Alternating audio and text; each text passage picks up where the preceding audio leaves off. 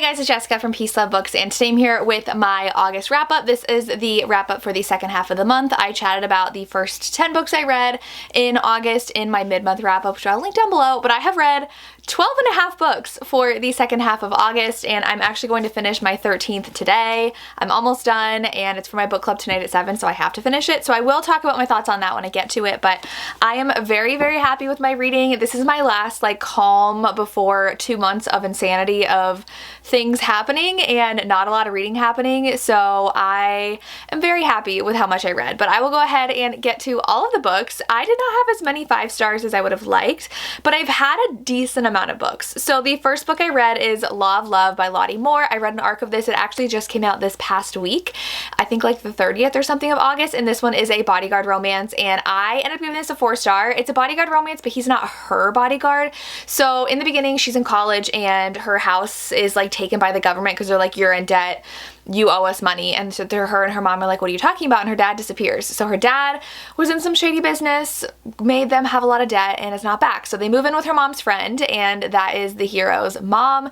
He's a bodyguard. He is usually off at work, but he is back home for the holidays. And so she moves into someone's room, and we figure out whose it is, but she moves in there and he is across the hall, so they're living together, and he's actually home dealing with a case. So definitely some romantic suspense in here that I really enjoyed. It was really a solid romance. Nothing that blew me away with the suspense, but I did really enjoy it. It was pretty hate to love because he was just so adamant that he did not like her, but it flip very quickly. So it's one of those where they're enemies, and then as soon as they get together, it's like, bam, we're together, we're obsessed with each other. So I really enjoyed it, and I love trying new authors, so definitely recommend checking this out. Then with my Patreon, we read a Nora Roberts book a month, and we read Carolina Moon this time around, and this one I actually liked more after our live show when we chatted about it. So initially I was kind of settling on a 3.5, but I ended up kind of maybe bumping it up to a 4 because I did really enjoy a lot of this. I just really don't love the setting of this one. So this one takes place in small town South Carolina. Normally Nora's books takes place in the Pacific Northwest or New England area, and I like those kind of small towns better than this one. And in this one, our heroine's best friend was murdered when she was little, and now she is back in town, and she owns this junk shop, this what are those called? I don't remember what it's called, but she has this used, not antique, but she has this shop. And so a lot of people in town, it's a very small town, so they come by before it's done. People have a lot of opinions about her, and it's her romance with the brother of her best friend from when she was young, and she had a very abusive house growing up, and so she's dealing with that. And the mystery definitely got better by the end. I did really like it, and I liked how the mystery was set up, and I did like the relationships throughout it. I just didn't love it while I was reading it. So it's one of those books where it's just oh, it's fine, but then once you talk about it, you're like, well, I actually did like that, and I did like that. So I really liked how the mystery unraveled and the different relationships, and there was kind of a side relationship between his sister and someone else in town, which was really cute. And so there was a lot that I did like in this that I just didn't appreciate until after I read it. So I'll probably still settle on a 3.5 star, but instead of rounding down on Goodreads, I'll round up. But definitely enjoy this because you're trying to figure out who had killed the girl in the past. So I did enjoy that because it was an old mystery coming to light. Oh, and there was a little bit of a paranormal element in here. So she can see people who had died previously and people who are connected to the same killer as the person who killed her best friend. So that was really interesting. And I did enjoy that because I haven't read a paranormal from Nora yet, so very unique. Then I did a reading vlog where I read BookTuber's favorite books of the year so far. So I will link that video down below, but I read Magnolia Park's Long Way Home, and I gave this one 4 stars. I didn't love it as much as the first one. This is very messy. BJ and Magnolia are basically soulmates, but they self-sabotage, and they sabotage their relationship. They won't communicate with one another, and they want to teach each other a lesson basically with things. So I will say Julian is one of my new favorite characters. I can't wait to see more of him in the next book because he is definitely a big part of Daisy's books. But this one got a little bit too repetitive for me with the back and forth, and then the heart-wrenching aspect of this happened very early on, and then they kind of just didn't acknowledge it, and I didn't love how Magnolia handled it. And then there was something shocking that happened in the last 2 pages. And I don't love it when a book just drops and ends. I would like a little bit more to it because I'm excuse me? So I gave it 4. I still really love these characters. I still am so invested even though there's literally no plot. It's just them hanging around and sabotaging their relationships, but it was fun, and I do love all the side characters so much. Like, these characters are just so real and lovable, so 4 stars. I'm glad I finally read this. 2 more to go. Then I read The Women, which is my first 5-star read of this video. This is absolutely heartbreaking. It is by Kristen Hanna. It is a historical fiction. I read this for that same video, and this is about the women of Vietnam. So the heroine is actually a nurse, and she signs up to go to Vietnam because she wants to spend time with her brother, who is also in Vietnam. And so it goes from there, and it really shows how unfair women were treated at the time, especially women in Vietnam, because they're basically like, you didn't serve. She was literally a combat nurse and saw the most horrifying things. Well, okay, I don't want to spoil things, but she went through so much, but only like the first 200 pages of this were her actually in Vietnam, and the rest is her after.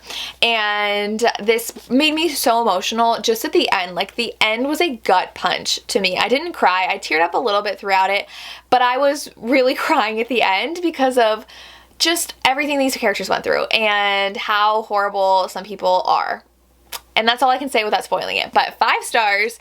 Kristen Hanna just like makes this feel like a real story. Like, I felt like I was reading nonfiction and like these people were real, and it was just, that's what made it hit so hard for me. So I'm excited to read more from her. I've only also read The Nightingale, but I can't read her books back to back. Like, I need time to emotionally recover before trying more. Then I did a beta read for work, so I cannot talk about that, but I did read someone's book early and gave feedback on it, and it was great. So that's all I can say about that, but that did count as a book that I read this month.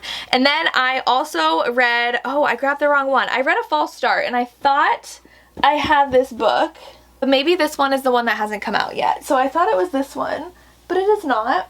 I do have the indie copy, but it's all the way down here and I don't want to grab it, so I'll pop it here. I read A False Start by Elsie Silver. I got this through her PR team, so I got an Audible code for it, and this one I gave 4.5 stars, rounding up to 5.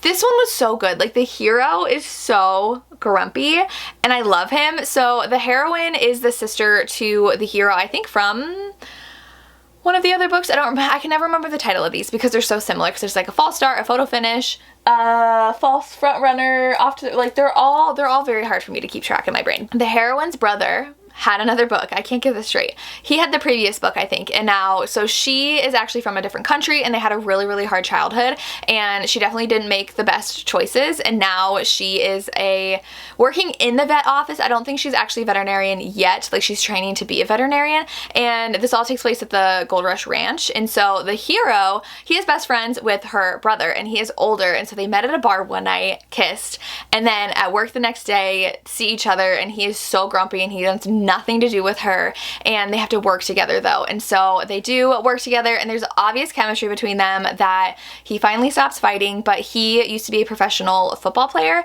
and he had an injury because his helmet came off, and he has a stutter now.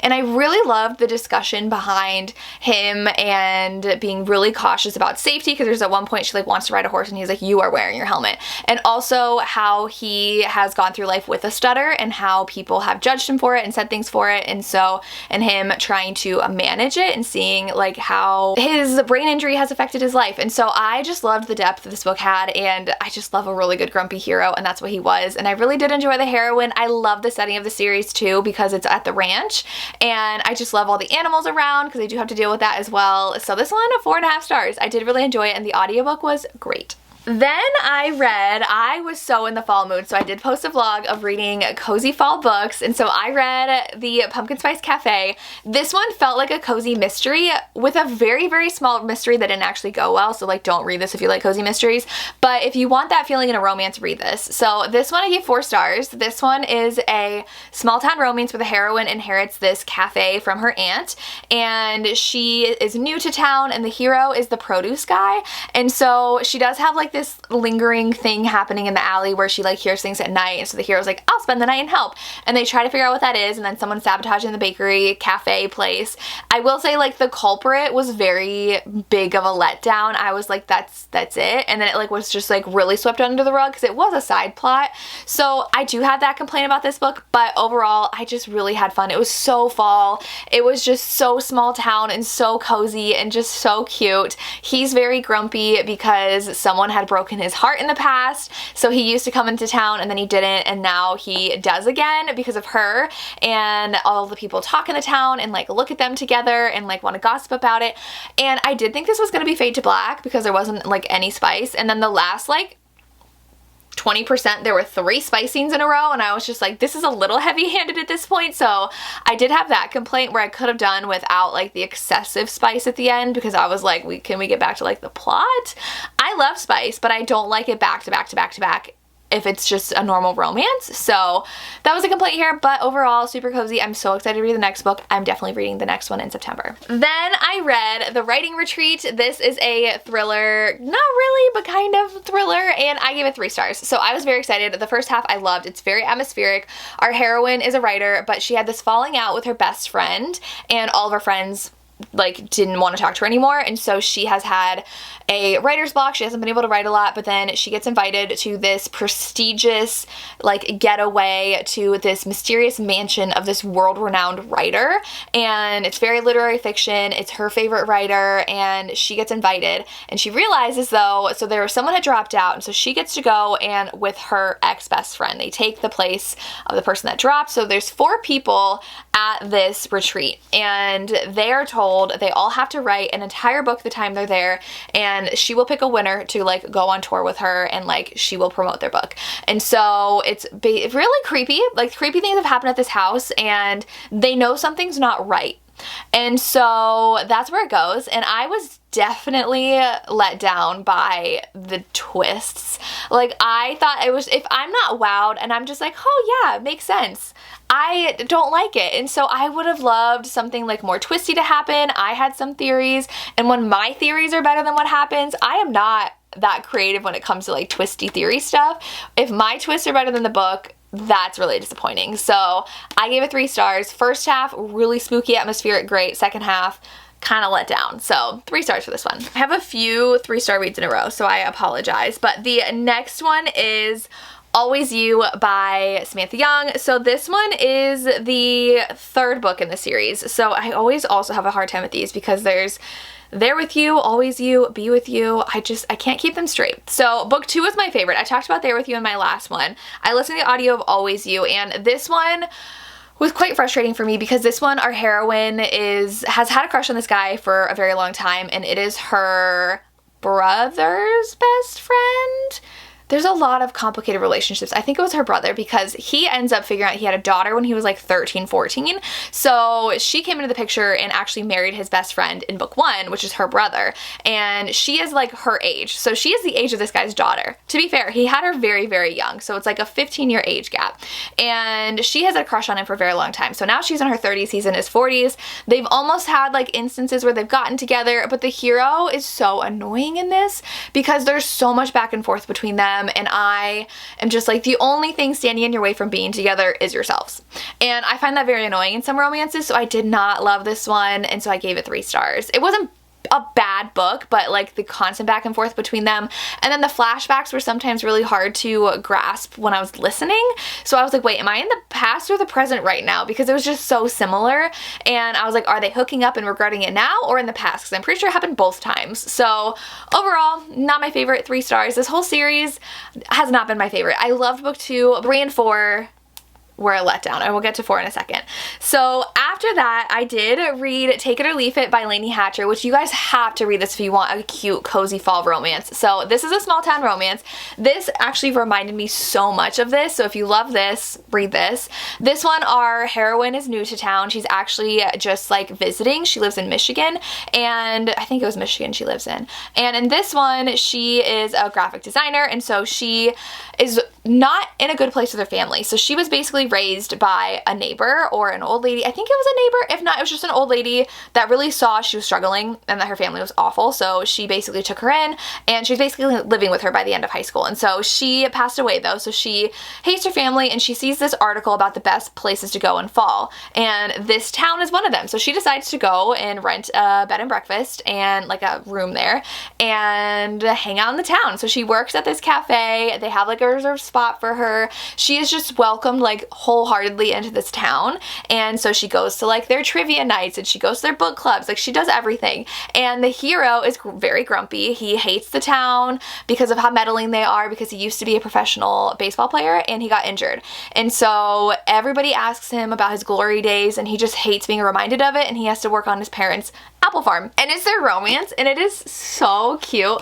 He just like cannot stop being around her. He has the most adorable dog, and he slowly like comes back around to like wanting to be around people because they're stopping and focusing on him and his past and his injury and are more intrigued by her. And so it's very cute. I really enjoyed this one so much. So many fall things, small town antics. I gave this like 4.5. It was a little long, but I really enjoyed it. Then for my book club Ravished by Romance, I read Alpha's Burden by Luna Lark. This is actually Veronica Eden's pen name, and this is a rejected mate story. I gave this one 4 stars too. This was a really fun read.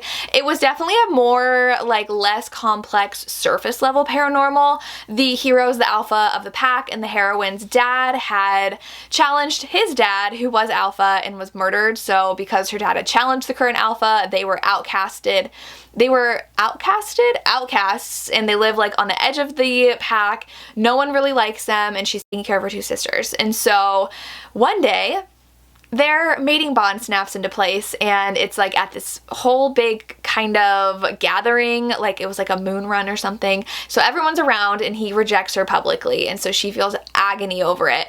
And it is their romance. So it is a rejected mate's romance, and the rejection didn't last long. When I hear rejected mates, I'm like, it's gonna be angsty, it's gonna be so good. And it definitely is angsty in the moment, but then he can't stay away from her. He like comes around all the time. Slowly they like start falling for each other, and then that's where the story goes. And so I wanted a little bit more angst, but I had so much fun. It really put me in the paranormal mood, and I really want to read more wolf shifter romances. And there is a mystery surrounding the disappearance of some people that is threaded throughout this that wasn't solved, so you know it's gonna also occur in the next one. And it was fun. It was not like the most groundbreaking paranormal romance ever, but if you want a good time, I would pick this one up. Okay, so then I read Be With Me, and I love a good friends to lovers romance. This is Samantha Young. This is book 4 in this series, and I give this one 3 stars too, because this is friends to lovers, but it's friends with benefits to lovers, and I really hate the benefits part of friends with benefits to lovers. Because it's like he actually really liked her, but like she liked him too, but she didn't want to risk it, so she's like, let's just have the benefits part, because like all of her friends talk about sex a lot, and then she feels like they won't talk about it with her because it's been like 8 years since she's had sex, and that she's like, I don't mind if you talk about it just because I'm not having sex currently. So then she gets annoyed, and so then she asks him like, let's hook up, but just hook up. And he's like, oh, I was like ready to ask you out because I really like you.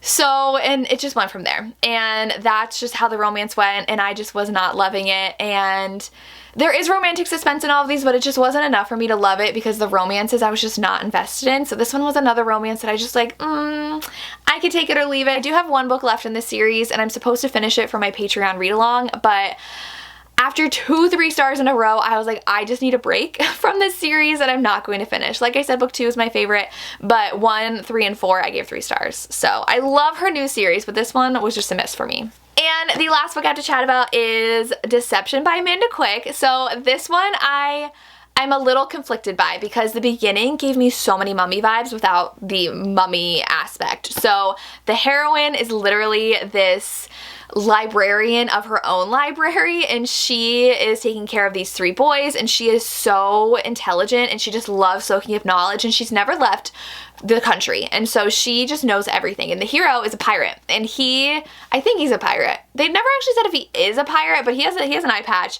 and he just like travels everywhere, and he just knows everything, and he's actually a Viscount. And so he comes across her relative who has found her this missing diary that she's been looking for, because it is the leading to a treasure, and she knows she can solve it because she's so smart. She like is really good at riddles and stuff. She knows she can solve it to find the treasure. So he discovers that they have this diary, which is actually the treasure his family has been looking for generations. Like it is his like great grandmother's diary or something, and so his family's obsessed with it, and so he's like, ugh, I'm gonna have to go track this down because I just want to put this to rest once and for all. So then he has to pose as the tutor coming to tutor her nephews, because they are wild. They've run through like 3 tutors in 6 months, and so he is there to tutor and really trying to uncover the secret as she uncovers it.